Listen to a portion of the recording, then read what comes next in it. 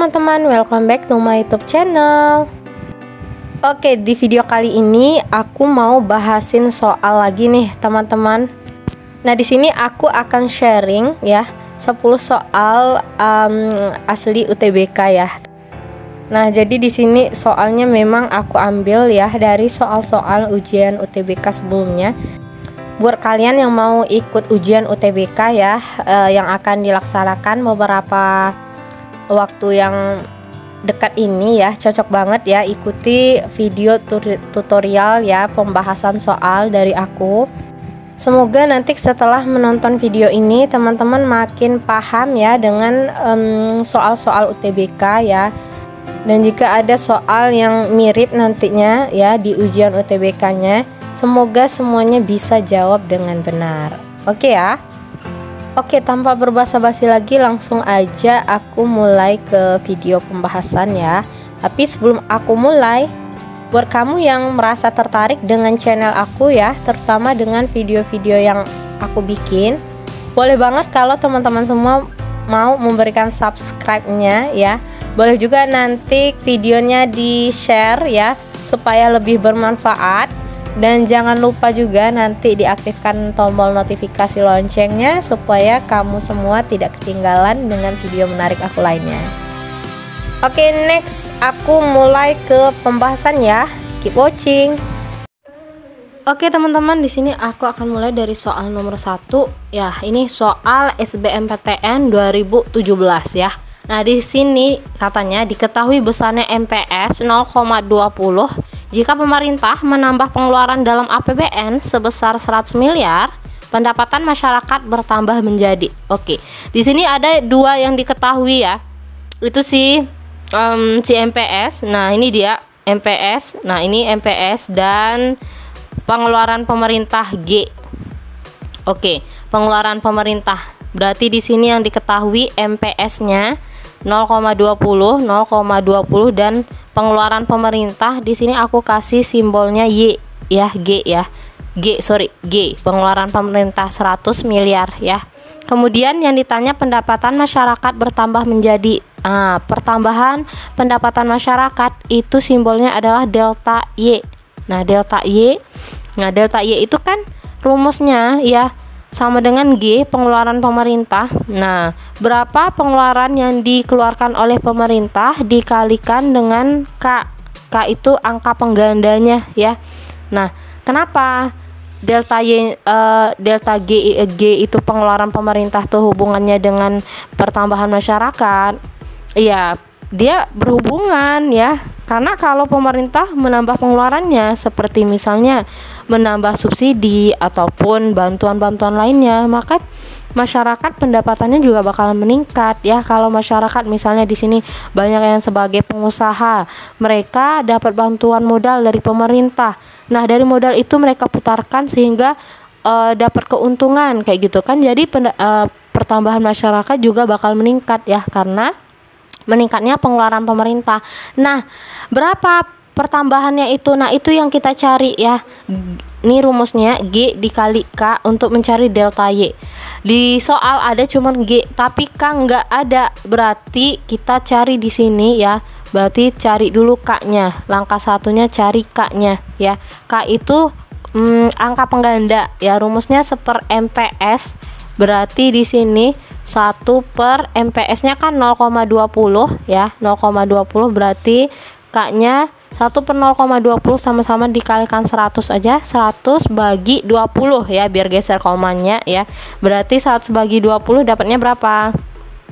5 ya. Nah, ini 5. Berarti di sini dapat kita masukkan nih G-nya 100. Nah, dikali dengan 5 ya. Nah, itu dia delta Y sama dengan 100 kali 5, 500 ya. Di sini satuannya miliar, 500 M. Nah, berarti di sini pemerintah menambah pengeluaran sebesar 100 miliar menyebabkan pertambahan masyarakat bertambah sebesar 500 miliar. Nah, jadi ada kenaikan sekian lipat ya karena pemerintah menambah pengeluarannya. Jadi jawabannya adalah C ya. Charlie C. Oke, selanjutnya next soal nomor 2. Nih katanya produk marginal negatif terjadi pada waktu. Oke, nah ini aku bakal buatin kurvanya dulu biar teman-teman mengerti ya. Nah ini gambar kurva marginal produk ya. Ini sering masuk ya di ujian UTBK pastinya ya, teman-teman harus menguasainya ya. Nah ini adalah kurva hubungan antara MP, AP, dan TP ya. Nah ini adalah untuk Q-nya, jumlah produksinya, Q jumlah produksi. Yang untuk garis horizontal ini adalah tenaga kerja, jumlah tenaga kerja TK-nya. Oke, yang garisnya seperti ini atau yang kurvanya seperti ini, nah kayak gitu ya. Oke, yang kayak gini, nah ini namanya kurva TP, total product ya, berapa produksi yang dihasilkan ya per faktor produksi yang kita gunakan ya. Kemudian yang kayak gini ya. Nah ini aku kasih dulu garisnya 2 ya, dibelah 2 dulu ya kurvanya. Nah ini TP max di sini ya, TP max itu TP paling tinggi. Nah kayak gitu ya. Nah kemudian garis kurvanya MC dia kayak gini bentuknya. Pertama dia naik, kemudian si MP ya, benarnya MP. Nah ini MP itu dia naik kemudian turun sampai ke titik negatif ya. Ini marginal product ya, marginal product atau MP. Kemudian di bawah kurva MP ini ada yang namanya kurva, nah kurva AP. Nah ini AP ya, kurva AP. AP itu dia nggak pernah negatif. Nah makanya kayak gini bentuknya. Nah gitu ya.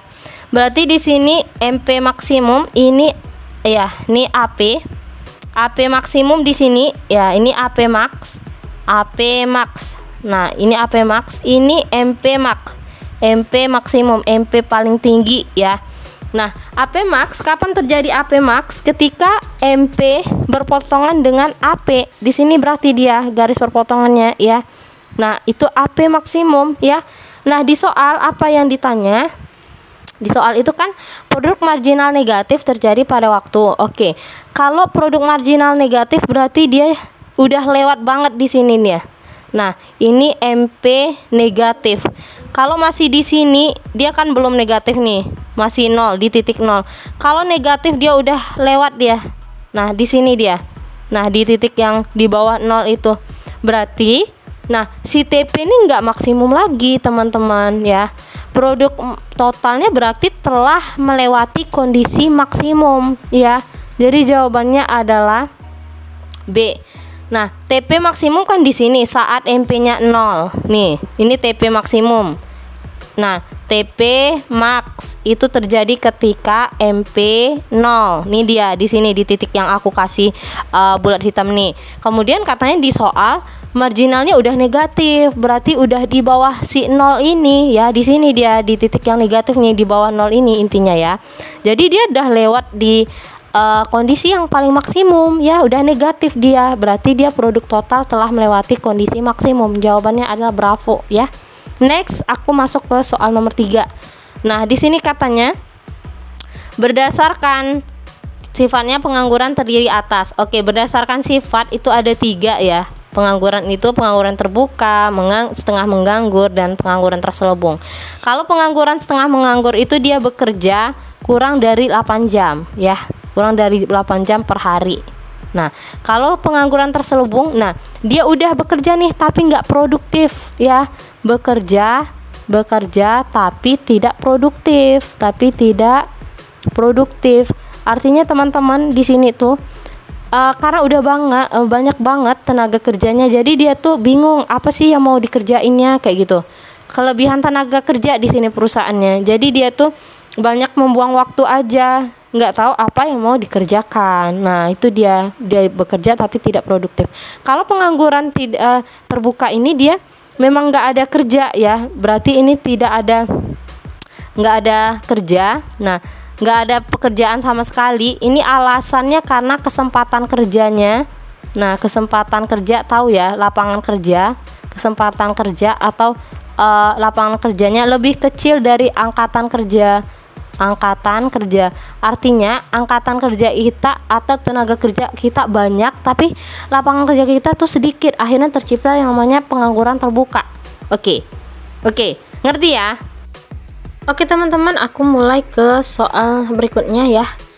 Nomor 4, SBMPTN 2017. Di sini katanya suatu perusahaan yang beroperasi di pasar persaingan sempurna ya, memiliki harga 15.000 per unit barangnya. Produksi perusahaan ini sebesar 60 unit per bulan dengan biaya variabel rata-rata 5.000, biaya tetap 240.000. Yang ditanya profitnya perusahaan ya. Nah, jadi caranya kayak gini teman-teman. Kalau yang ditanya profit, laba, berarti rumusnya kan total revenue atau total penerimaannya dikurang total cost, total biayanya. Nah, TR-nya kita cari dulu ya. TR itu kan rumusnya P dikali Q. P-nya di soal adalah 15.000 ya. 15.000. Nah, dikalikan dengan 60 ya, 60. Nah, ini dapatnya adalah 900.000 ya. Berarti TR-nya di sini 900.000. Nah, dikurang TC. TC dicari juga ya. TC itu rumusnya apa? AC dikali Q. Nah, di soal AC itu kan nggak ada diketahui ya. AC itu kan rumusnya ini AFC ditambah AVC. Nah, di soal itu yang diketahui biaya variabel rata-rata. Berarti ini AVC-nya 5.000 ya. Tapi si AFC belum diketahui. Nah, tapi ada clue-nya di sini. Biaya tetapnya 240.000. Nah, itu adalah biaya tetap FC. Nah, biaya tetap TFC. Nah, cari rata-ratanya gimana ini? Gampang ya. FC bagi Q rumusnya. Berarti 240.000. Nah, dibagi dengan 60 unit ya. Nah, coret-coret. Berarti 24 bagi 6 dapat 4. Tambah nolnya 3 ya. Berarti ini 4.000. Nah, AC berarti bisa kita cari di sini. Nah, AC sama dengan 4.000 tambah 5.000, 9.000 ya. Berarti di sini TC-nya bisa kita cari, yaitu AC-nya 9.000 dikali Q. Nah, Q-nya berapa? 60 ya. Berarti berapa tuh? 9.000 dikalikan dengan 60. Nah, dapatnya 560 ya. Iya, dapatnya adalah 560.000 ya. 9.000 dikali dengan 60. Bukan 560 ya. 540.000 ya. Berarti itu TC-nya. Nah, berarti di sini TC-nya 900.000 dikurang 540.000, dapatnya adalah 360.000. Jawabannya adalah C, Charlie. Ingat ya, berarti mencari laba itu ini rumusnya TR dikurang TC. Kemudian cari dulu TR-nya dengan rumus ini. Kemudian cari dulu TC-nya dengan rumus ini ya. Nah, AC itu dicari juga ternyata dengan rumus ini ya. AC sama dengan AFC ditambah AVC. Nah, itu dia ya. Nah, itu jadi jawabannya adalah C. Oke, nomor 5. Nah, nomor 5 di sini katanya sumber anggaran pendapatan dan belanja daerah terdapat pada setiap provinsi di Indonesia kecuali pendapatan asli daerah. Memang ini sumber anggaran atau pendapatan daerah ya. Dana alokasi umum. Nah, iya. Ini ya. Ini dana untuk daerah ya. Dana dari APBN, dana APBN ini dialokasikan ke daerah. Nah, dialokasikan ke daerah untuk pembiayaan pembangunan daerah ya. Dana alokasi khusus, nah ini juga sumber pendapatan dan belanja daerah, tapi untuk pembangunan ya, atau biaya pembangunan tertentu aja. Nah, biaya pembangunan tertentu ya. Contohnya kayak biaya pendidikan, kesehatan, pokoknya yang menjadi kekhususan ya, kayak gitu ya. Dana otonomi khusus, ini bukan ya, ini enggak ada nih ya, bukan anggaran pendapatan dan belanja daerah. Dana bagi hasil, iya, ini termasuk, jadi jawabannya D. Next, aku masuk ke soal nomor 6. Nah, di sini katanya persamaan persaingan monopolistik dengan persaingan sempurna adalah, yang pertama, menghasilkan barang yang terdiferensiasi. Nah, Kalau terdiferensiasi ini ada di pasar monopolistik ya, monopolistik ini. Tapi di Sempurna nggak ada, di Sempurna barangnya homogen ya. Perusahaan baru sulit masuk pasar. Nah, ini salah ya. Karena kalau monopolistik sama Sempurna itu semua produsen gampang masuk pasar ya. Yang C, dalam jangka panjang perusahaan hanya memperoleh laba normal ya. Ini jawabannya ya, dalam jangka panjang dia labanya normal. Kurva permintaan yang dihadapi perusahaan bersifat elastis. Nah, ini kalau di monopolistik ya, di monopolistik dia elastis. Kalau di Sempurna dia horizontal kayak gini dia. Itu di Sempurna ya. Ini di PPS, pasar persaingan sempurna. Ini yang di ini ada monopolistik ya. Perusahaan yang satu dengan yang lain saling mempengaruhi. Ini berlaku di oligopoli. Jadi jawabannya C. Oke, next aku masuk ke soal nomor 7. Nah, di sini tentang biaya produksi ya. Nah, pernyataan berikut yang benar berkaitan dengan biaya produksi adalah kurva biaya tetap rata-rata berbentuk horizontal. Oke, aku gambarin ya. Nah, ini adalah kurva biaya produksi PQ. Nah, biaya tetap rata-rata horizontal katanya kan. Nah, biaya tetap rata-rata berarti AFC. Nah, AFC. Kalau ini sih FC sih, bukan tetap rata-rata. Kalau tetap rata-rata kan AFC. Nah, AFC itu bentuknya kayak gini, bukan horizontal ya. Nah, ini baru AFC. Nah, dia semakin turun ke bawah. Nah, kayak gitu. Jadi nomor yang A ini salah ya, salah. TC sama dengan AC kali Q. Ini bener banget ya, TC sama dengan AC kali Q. Seperti yang aku singgung di soal sebelumnya. Jadi jawabannya B. Kurva TC naik dari kiri bawah ke kanan atas ya. TC itu gini dia, bukan dari kiri bawah ya, dia dari ini dia dari titik FC ini TC. Nah, ini TC total cost ya, bukan dari sini dia. Nah, TC sama dengan FC dikurang VC. Salah, TC itu rumusnya AC kali Q. Nah, jadi jawabannya adalah B. Nah, aku tambahin ya, kalau kayak gini kurvanya, ini adalah kurvanya si VC ya. VC itu dimulai dari titik 0. Kenapa dari titik 0? Karena dia dipengaruhi oleh jumlah produksi, dipengaruhi oleh Q. Semakin ke atas, Q-nya semakin banyak biayanya ya. Oke, jadi jawabannya B. Oke teman-teman, di sini aku masuk ke soal nomor 8 ya. Nah, sejauh ini soalnya mudah atau susah? Masih mudah ya. Soalnya masih mudah ya.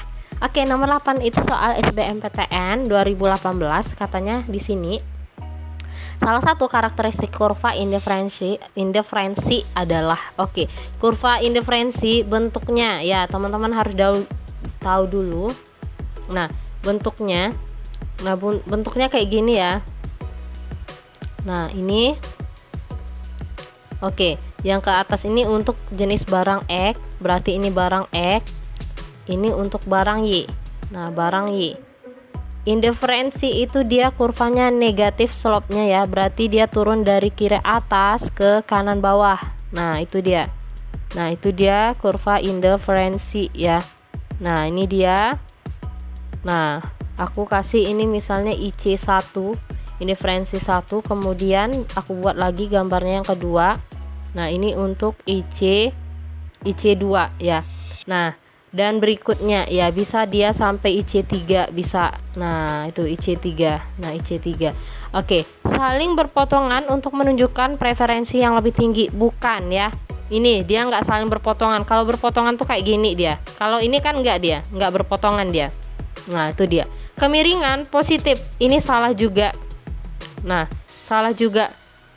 Ini kemiringannya si kurva indiferensi itu negatif ya. Berarti ini slope-nya negatif. Slope negatif. Kenapa? Karena dia turun dia dari kiri atas ke kanan bawah ya. Ibaratnya ini seperti kurva permintaan ya. Slope-nya negatif yang turun dari kiri atas ke kanan bawah. Cembung ke arah titik origin. Nah, ini yang aku sambung ke C dulu, yang tadi belum selesai ternyata ya. Kemiringan negatif ini kan benar ini, cuman selalu linear ini yang menjadi pernyataannya salahnya. Linear itu garisnya lurus, kalau ini kan agak berbelok dia, cembung, makanya salah ya. cembung ke arah titik origin. Nah, ini 0 adalah titik origin ya. Kalau kita lihat dari sini ya, berarti kan ini kan memang cembung ya, cembung ini ya, cembung. Oke, ini cembung ke arah titik origin, ke arah katanya, berarti memang cembung kan. Jadi jawabannya D. Semakin dekat dengan titik pusat, kepuasan semakin tinggi. Salah, bukan semakin dekat dari 0, bukan semakin dekat dari titik pusat, tapi semakin menjauh dari titik pusat. Nah, ini dia semakin ke kanan, kepuasan semakin tinggi. Nah, kepuasan semakin tinggi. Berarti IC3 kepuasannya semakin lebih tinggi dari IC2 kayak gitu. Next. Aku masuk ke nomor 9. Di sini katanya kebijakan non tarif dapat berupa. Oke, kalau non tarif itu berarti di luar pajak. Nah,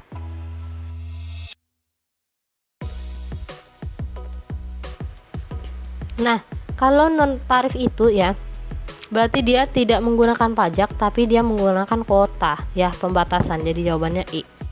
Oke teman-teman, aku masuk ke soal nomor terakhir ya. Katanya di sini diketahui persediaan awal 15.500.000, pembelian barang dagang 20 juta. Jika persediaan barang dagang akhir 9 juta, maka besarnya HPP. Oke, cari HPP, rumusnya kan kayak gini ya. HPP itu persediaan barang dagang awal, aku singkat dengan PDB. Nah, berarti di persediaan barang dagang awal tambah pembelian bersih. Nah, tambah pembelian bersih ini dikurangi dia dengan persediaan barang dagang akhir ya.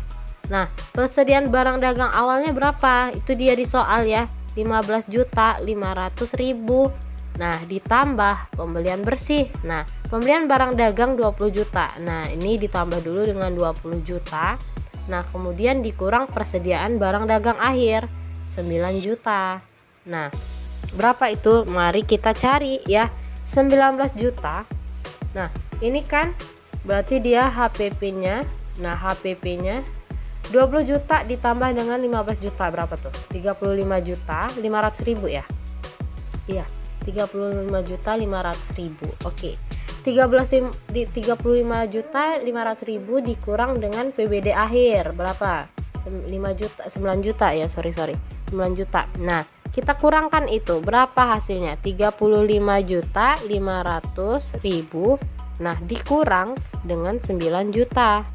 Nah, itu dapatnya adalah 26 juta 500.000. Nah, 26 juta 500.000. Nah, ini dia harga pokok penjualannya si perusahaan, 26.500.000. Jadi C jawabannya ya. Oke, mengerti ya? Oke, itu dia 10 soal beserta pembahasan lengkap ya dari aku. Semoga dapat dimengerti dan dipahami ya.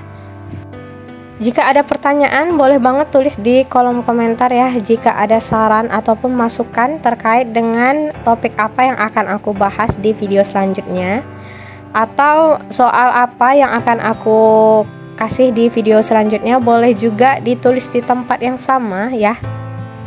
Terima kasih ya buat kamu yang udah mampir di channel aku ya. Makasih banget ya, bikin channel aku lebih rame dan bikin lebih cepat berkembangnya ya.